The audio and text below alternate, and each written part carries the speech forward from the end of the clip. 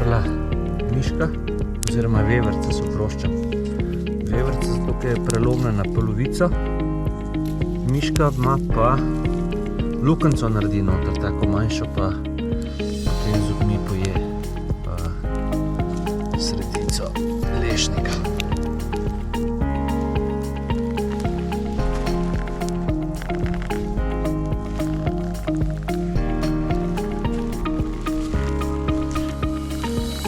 Ogenj vedno štartamo z najtanjšimi možnimi vejcami, seveda po možnosti čim bolj suhimi.